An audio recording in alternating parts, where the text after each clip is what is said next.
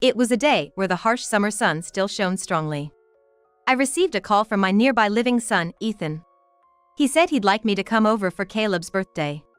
Our grandson, Caleb, is celebrating his birthday.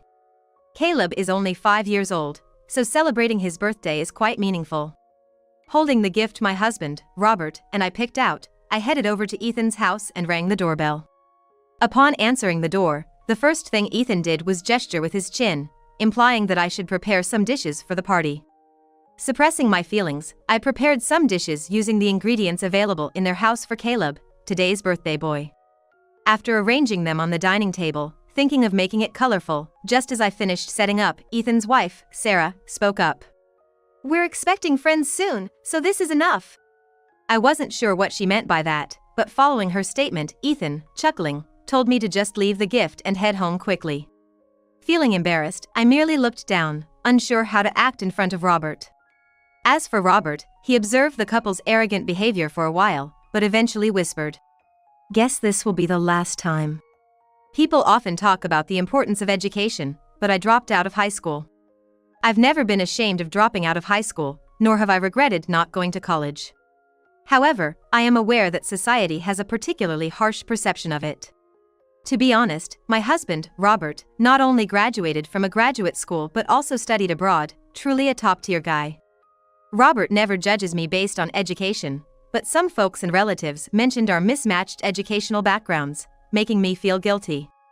However, Robert never paid any mind to those outside opinions and kept showering me with love, teaching me that real elites don't judge solely based on titles. Granted, it might just be Robert's exceptional nature, but after marrying him, we were blessed with a son named Ethan. I believed parenting was a joint effort, but due to strong requests from Robert's parents, they often took care of Ethan. Around that time, Robert, being busy with his business, I felt reluctant to burden him. Gratefully accepting their offer is something I regret to this day. It's as if Ethan had two sets of parents, a structure that negatively impacted his upbringing. When we cared for him, we disciplined him to be honest, but Robert's parents spoiled him. By the time we realized, Ethan had developed a very arrogant and selfish attitude. He became someone who was reluctant to face challenges, wanted to dominate others, and looked down on them based on his own biased standards. Perhaps not seeing his busy father, Robert, frequently played a role in Ethan's attitude.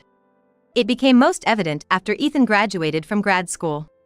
He began openly disrespecting me due to my educational background. But I knew not everyone was like Ethan, having seen Robert's kindness. Thanks to that, I never let Ethan's words hurt me. Still, I worried that Ethan's attitude would drive people away. I considered discussing it with Robert, but figured Ethan wouldn't change unless something major occurred. However, setting aside such concerns, Ethan experienced his own spring. The year after graduating from graduate school, he joyfully informed us that he was considering marriage. The lady in question is an elegant woman named Sarah, who, he mentioned, has been a friend since high school. Dressed in luxury brands, her elegance caught our eye. They decided not to have a wedding, so we gifted them a lavish photo shoot at a studio. A token from us wishing to celebrate their new journey. Sarah, like me, had dropped out of high school. However, Ethan never looked down on her in the way some might have with me.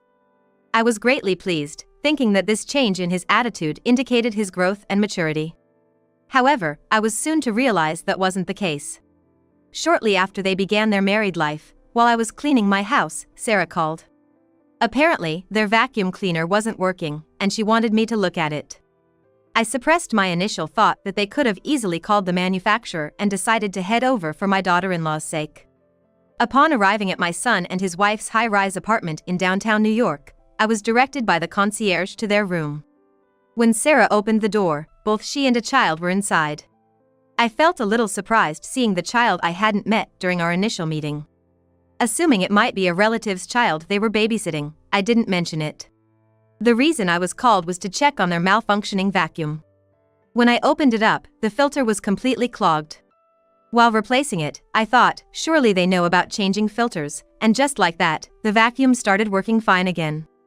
"Oh, thank you so much," Sarah exclaimed as she noticed the vacuum humming back to life. "It wasn't really broken," I explained. "The filter was just full." I showed her the clogged filter. Sarah looked genuinely surprised, as if she'd never seen such a thing before. "I didn't know vacuums could get like that," she said. For a moment, I wondered if she was joking. However, glancing around, I noticed laundry haphazardly hung up and tablecloths wrinkled. I realized that Sarah might not be very good with household chores, an impression I hadn't gotten when we first met.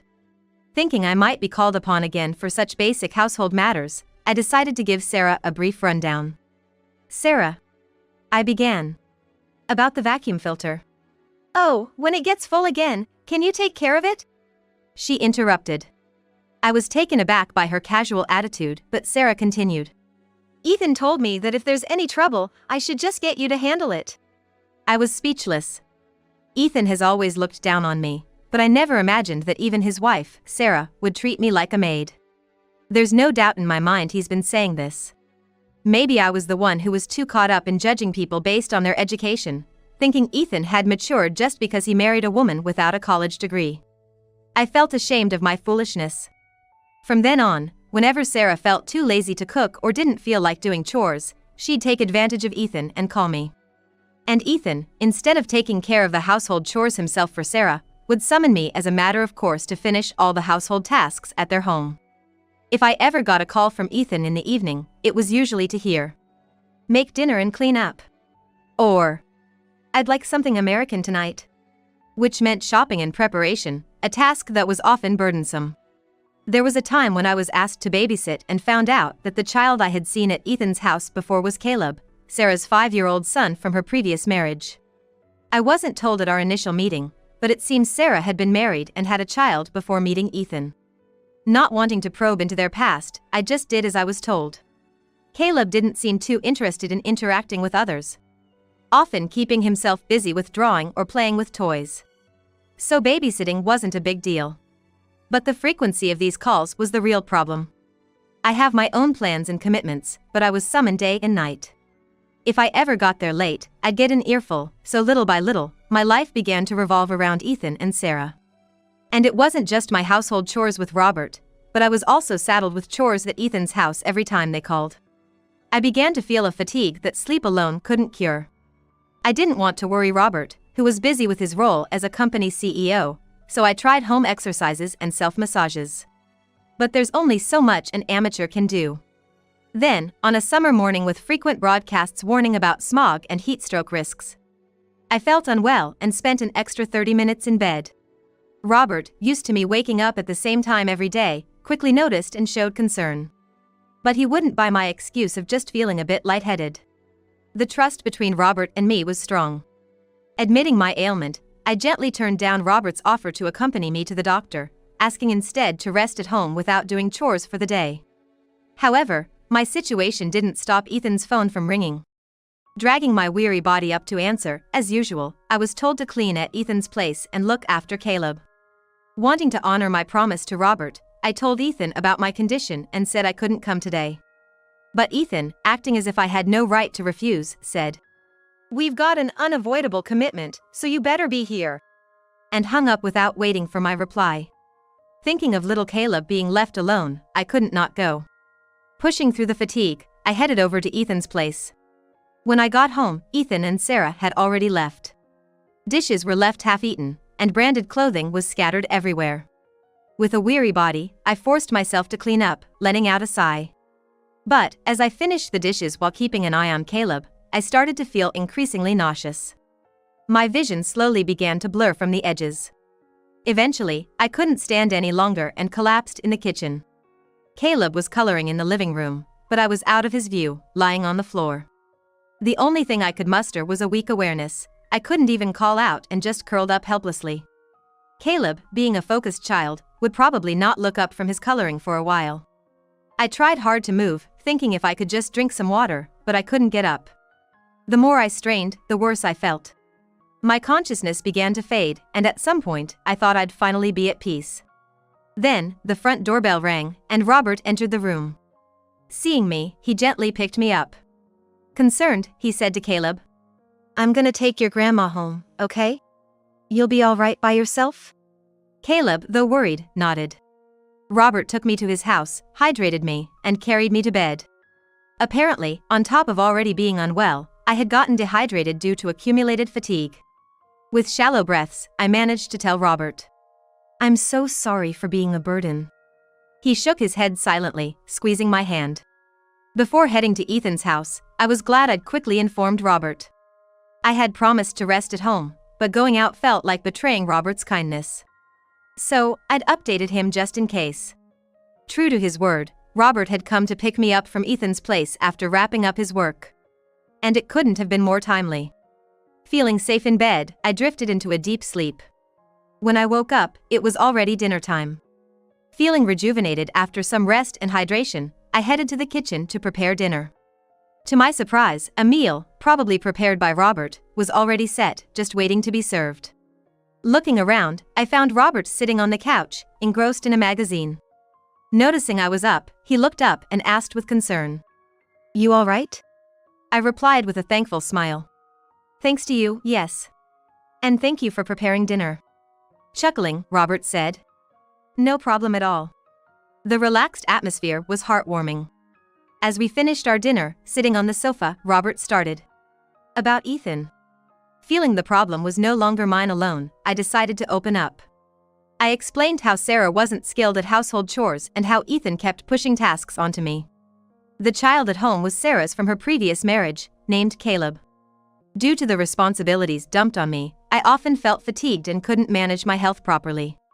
As I sporadically talked about my own inadequacies, Robert crossed his arms and put a hand to his chin, gesturing as if deep in thought. Unable to decipher what was on his mind, I simply waited in anticipation for his next reaction. I feared he might be disappointed in me.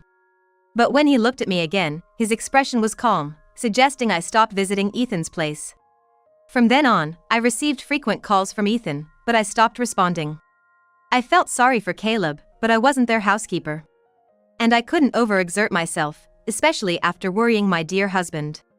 However, after a few weeks, a different kind of message came. It was an invitation for Caleb's once-a-year birthday party. I thought I should perhaps attend. After discussing with Robert, we decided to go and celebrate together. On the day, as we reached Ethan's place, he immediately instructed me to prepare a lavish meal for the party. I was prepared for this, so I looked up some easy party recipes online and started making dishes like gratin, potato salad, and vegetable broth soup. After a while, as I laid out the colorful spread, Sarah, smiling, said, "Our friends will be here soon, you can leave now. After the cooking is done, there's no role for you." While I was declining the calls, I couldn't help but feel angered at how much their attitude had worsened, but I held back because of Caleb being there. Then, joining in with Sarah, Ethan chuckled and said, "You brought a present, didn't you? Just drop it off and leave." I felt ashamed, especially because Robert was with us today, and I looked down. On the other hand, Robert had been quietly observing the situation, and then murmured in a barely audible tone, "Well, it's gonna be the last time this year." Ethan seemed not to hear Robert's whisper and pushed me towards the exit, urging me to leave quickly. So, without celebrating Caleb's birthday directly, Robert and I left Ethan's house. Overwhelmed with guilt, I quickly apologized, but Robert firmly said, "No, it's him who's wrong," and then drove me home before heading to work. Later, he went to his office alone. Once I was alone at home, I sat down on the living room couch and soon fell asleep, unable to resist the sudden wave of fatigue. I wish I could forget the shame I caused Robert as soon as possible. A few days later, around 7 a.m., the doorbell rang, and I heard the sound of heavy footsteps. Ethan burst into the room, yelling, "Dad, what's this about me being transferred to the regional planning department?" Ethan shouted, his face reddening to the point where his veins bulged. It seemed Robert had given Ethan a transfer order. "It's the consensus of everyone." Robert responded calmly without changing his expression. The truth was, after Ethan graduated from graduate school and couldn't find a job, he joined the company run by Robert through connections. While Robert's character made it easier for the company executives to accept Ethan's employment, Ethan's work performance was unsatisfactory, causing problems for everyone. Not only was he unable to produce results, but he also often billed personal entertainment and golfing expenses to the company, causing frequent issues. Robert himself had directly warned and urged Ethan to improve several times, but Ethan was unresponsive. Seeing Ethan's unreasonable demands towards me was likely the last straw for Robert. With the company's upcoming international expansion, Robert decided that he couldn't keep Ethan in a central position any longer and decided to transfer him to a regional miscellaneous task department with the support of the executives. Robert had always believed people could change, hoping Ethan would eventually understand the importance of his work and act sincerely. He hadn't given up on him until now, but it seemed he had reached the end of his patience. It showed just how low Ethan had fallen in the eyes of both his colleagues and family.